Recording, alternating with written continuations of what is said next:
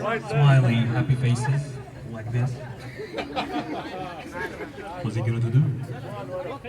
Something fun. You see everyone smiling? Obviously. Now, let me all introduce you to the Jordanian kashra. It's a face, it's actually a mix of a sad face and an angry face.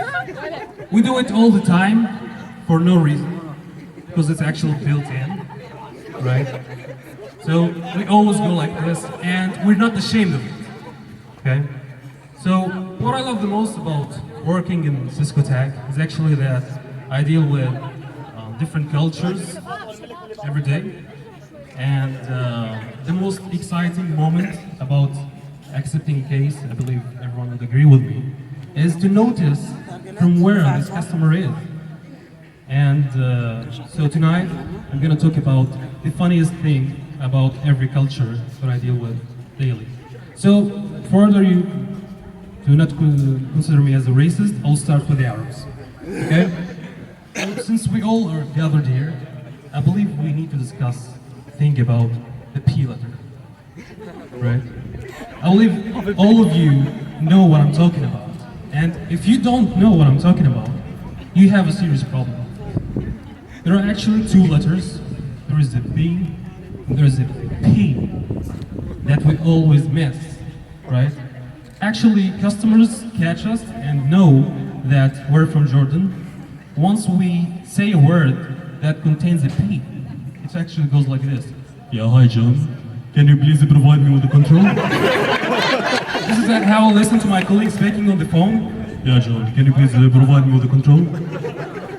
From Jordan, why? Why? That's why. Well, actually, I don't blame any one of you. I don't blame anyone individually. I blame the society. Because actually, this is what they taught us back in school. They taught us that the English alphabet has two B letters. One with a leg that points up, and another one with a leg that points down. And it goes like in school. Hey Ahmed, can you please spill a bill? Okay. A, then B. With the upper leg or down? Down leg. Excellent. Great. Thanks a lot. Actually, to be honest, it's not like Jordanian are the only one that missed the language from the Arabs. If you listen to an Egyptian speaking English, it's really a mess. At least we did not convert letters and phrases and put something else. It goes like, this is something, what the hell are you talking about? They replaced the with Z because they don't want or don't like to say it.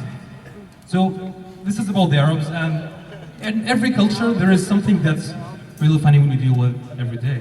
Indians, for example, right? It's something that we deal with every day, right?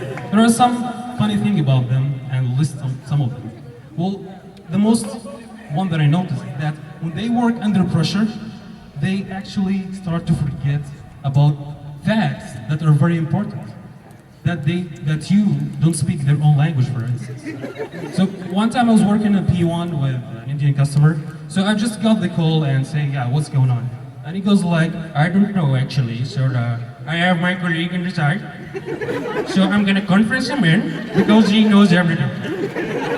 So I'm like, okay, go ahead. So he conferenced his colleague, and I was right there just waiting for them, and they started to argue about the problem. And actually, they were fighting in Cantonese, I believe. It goes like, I was like there waiting for him to finish.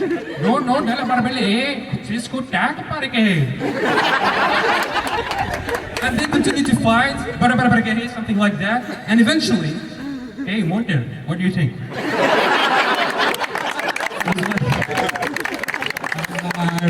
No. Okay, that's one thing.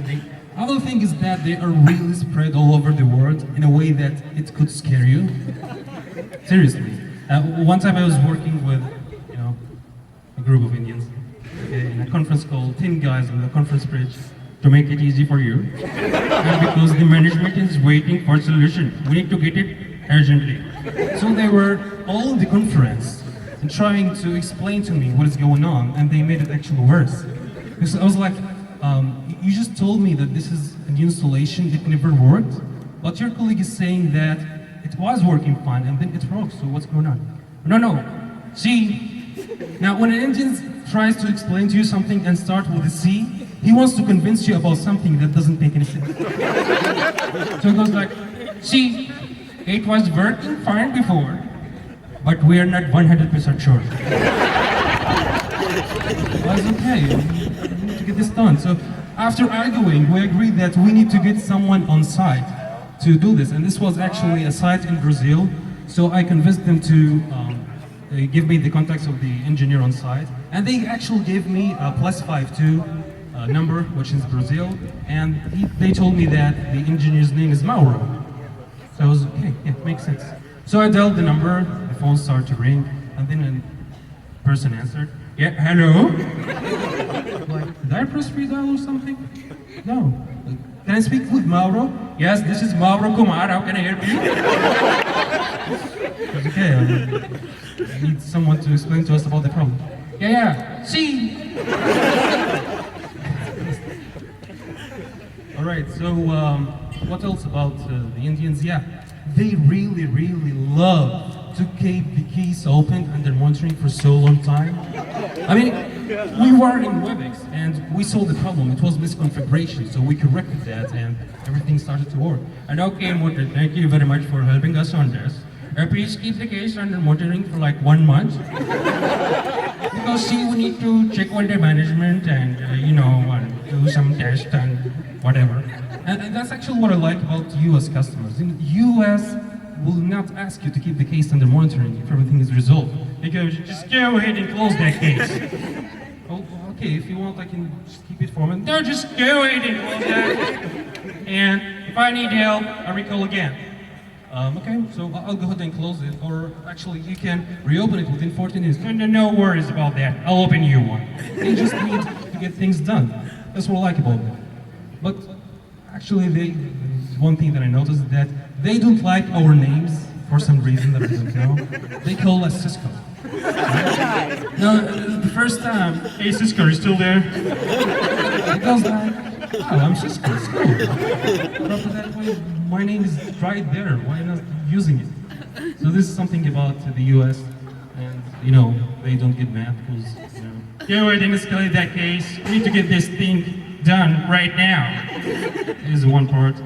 And actually love to work with agents, Chinese to be specific, because I like listening to them while they're speaking and singing at the same time. And there is the equalizer goes in my head. So we don't know what the problem is. So I don't know how to explain this. But if you set up a WebEx, we make it very easier. So they actually do mess up with English language. And actually Europeans mess up with English language. Italians. Come on, speaking English with the full Italian accent. If someone doesn't know Italian or English, listen to an Italian speaking English, he will not know what language he was speaking, right? So it goes like, hi, my name is Luigi, and I have my colleague Gianluigi, and we have this problem. We have the call manager is making trouble. So we checked the call manager, it was fine. So we checked the router, it was also fine. So we go to the IP phone, and it was also fine. So open the tactics. Help us, please. Everybody mess with the language, right? Spanish people actually mess up with the language. The Spanish call the call manager, call manager. Call manager, right. Polish also, they call it call manager. Go ahead and report the call manager, right? French people are the worst. Because actually they speak French and they put some English words in there and you have to pull the English letters and words, try to figure out what's going on. It's got to oui, j'ai parti de l'école manager. Ici, calls and networking. I pull the words here and try to figure them. So, yes, thank you very much. Thank you guys, you're doing great. Thank you very much.